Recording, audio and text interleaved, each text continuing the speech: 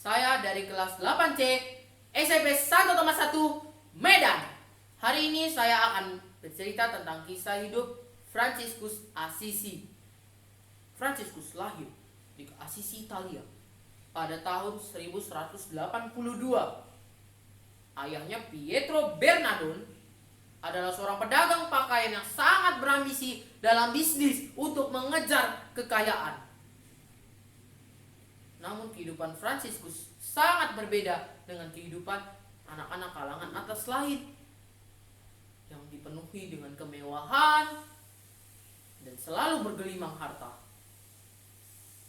Fransiskus selalu suka untuk hidup sederhana, dan Fransiskus juga memiliki hati yang sangat dermawan loh. Pada umur ke-19 tahun, Fransiskus pernah mengikuti pertarungan melawan pemberontakan di Perugia.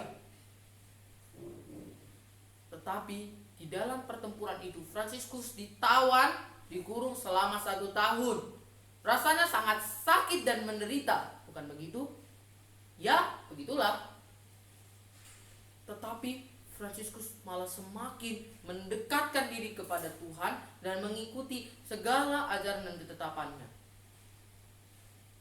Tetapi pergumulannya tidak sampai di situ saja.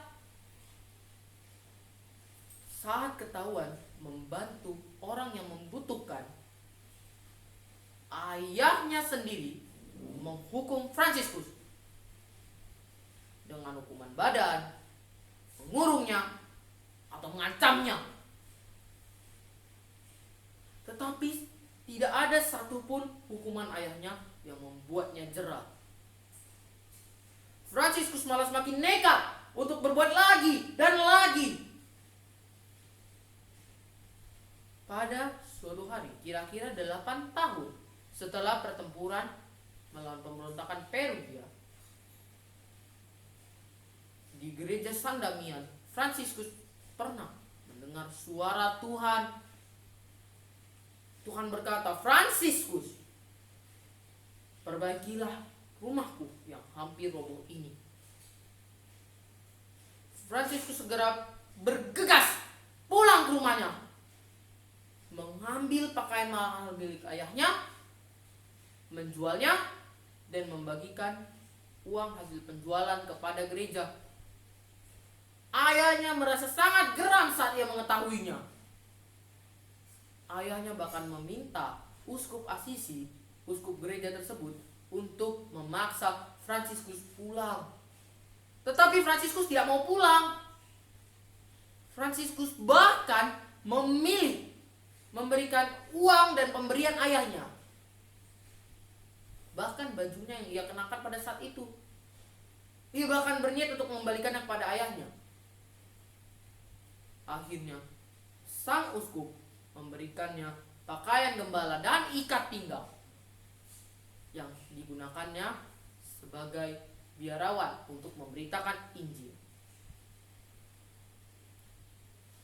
Dia juga pernah mendengarkan suatu khotbah yang sangat mendalam di dasar hatinya. Khotbahnya diambil dari Injil Matius 10 ayat 7-9. Di ayat 7 dikatakan, "Pergilah, beritakanlah, kerajaan Allah sudah dekat." Di ayat ke-8 dikatakan, "Sembuhkanlah yang sakit, bangkitkanlah yang mati, usirlah setan-setan, tahirkanlah yang kusta, dan lakukan itu dengan cuma-cuma, karena engkau juga memperolehnya dengan cuma-cuma." Di ayat ke-9 dikatakan, "Jangan membawa emas, perak, tembaga dalam ikat pinggangmu." Jika kita pelajari lebih dalam, maka artinya adalah jangan memikirkan kekayaan selama engkau melakukan penginjilan. Bukan begitu, saudara-saudara? Akhirnya Fransiskus bersama 11 orang rekannya pergi sesuai firman Tuhan dan menyebut diri mereka Fratres Minores.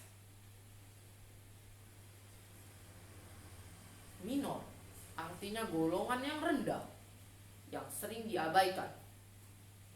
Maka buang anggapan bahwa Fratres Minores adalah artinya berhubungan dengan sesuatu yang hebat, yang luar biasa. Justru fratres minores berarti saudara-saudara hina.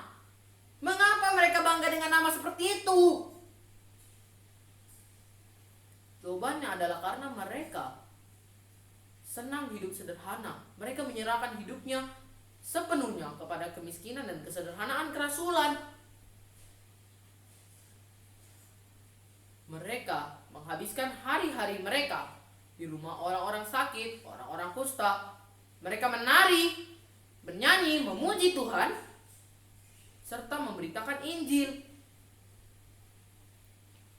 Akhirnya karena sukacita, karena ketulusan, karena hati mereka yang selalu gembira dan ceria, ajaran mereka pun diakui bahkan oleh Paus yang sedang memimpin Roma saat itu. Wow, ini benar-benar sangat luar biasa. Fransiskus dulu bernama Giovanni Bernardone saat ia dilahirkan. Tetapi namanya sekarang lebih sering dikenal dan lebih sering dipanggil sebagai Fransiskus Assisi. Nama yang sampai saat ini kita dengar, kita sering ucapkan. Fransiskus menjadi harapan dan menjadi teladan. Fransiskus juga menjadi dampak yang baik bagi orang-orang sampai akhir hidupnya. Ia meninggal pada tanggal 3 Oktober 1226 di usia 44 tahun, masih muda. Apa yang bisa kita teladani dari hidup Fransiskus ini? Semua kekayaan adalah milik Tuhan yang harus kita gunakan dalam membantu sesama kita. Tapi jangan pernah bermimpi untuk membantu sesama jika Anda semua masih belum bisa bersyukur terhadap semua kelimpahan yang Anda punya. Karena rasa kesederhanaan dan rasa syukur itulah yang menjadi tonggak kasih, menjadi awal mula kepedulian kepada sesama. Jadi mari kita bersama mulai untuk bersyukur terhadap apa yang kita punya dan mulai untuk berbagi, memberikan kepada mereka yang membutuhkan. Hiduplah dengan sederhana, berbagilah pada sesama. Mari kita menyenangkan hati Tuhan kita. Itulah yang ingin saya sampaikan kepada Anda semua, saudara-saudara sekalian, pada hari ini. Semoga kita semua semakin diinspirasi, semakin dikuatkan. Dan semoga cerita saya bermanfaat bukan hanya bagi saudara, termasuk juga bagi saya juga. Akhir kata saya ucapkan, Tuhan Yesus memberkati. Terima kasih.